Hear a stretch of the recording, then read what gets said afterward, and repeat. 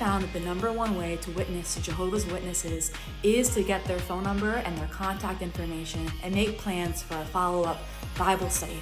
So when you see them on the street, a lot of people in these videos on YouTube will go up and approach them in a very confrontational way, and they'll say, how can you believe that Jesus isn't God? Like, haven't you read the Bible or John 1:1? And it makes the Jehovah's Witnesses very defensive, and they feel very frightened, and they'll just pack up their things and leave.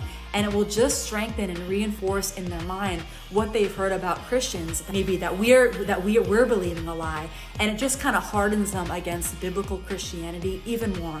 So what I found instead is that I pretend to be extremely naive, like I've never heard of the Jehovah's Witnesses, and I'll ask do you guys, is this like a faith background? And I'll kind of pick up their pamphlets, and I'll just sort of be looking through them, and then they'll start talking with me, and they'll say, yeah, we have a Bible study, and then I'll get their contact information.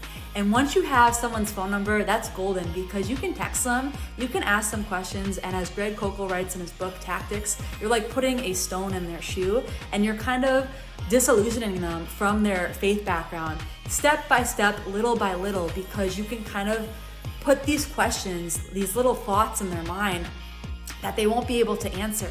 And if you do it in a gentle way, in a very thoughtful way, in a very kind way, like sending them a text saying hey, what are your thoughts on this verse? I know you guys were saying that Jesus isn't God, but in John 8:58, he says, before Abraham was, I am.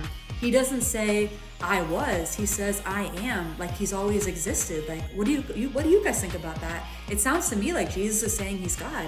Or you can say, the more I think about it, when Jesus was in the Garden of Gethsemane and the guards came to drag him off, as soon as Jesus said, I am he, they fell back. They literally fell. And you're kind of why would these men, these grown men, these vicious guards, why would they fall when Jesus said, I am? And you can kind of say to them, it's interesting because when Moses is talking to God and Moses asks God, essentially, what is your name? And God says, I am.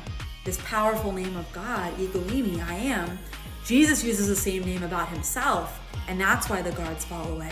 And just kind of see how they respond. Be prepared for them to send you articles from the Watchtower, which you can kind of deflect and say oh, thanks for the article, but I'd really love to hear your thoughts. Or could you summarize the article for me? I'm not great at reading long articles or something like that. But you just build up a friendship, and then just very kindly and very gently just ask these questions out of curiosity, what do you guys think about this? And I found that to be the most effective way.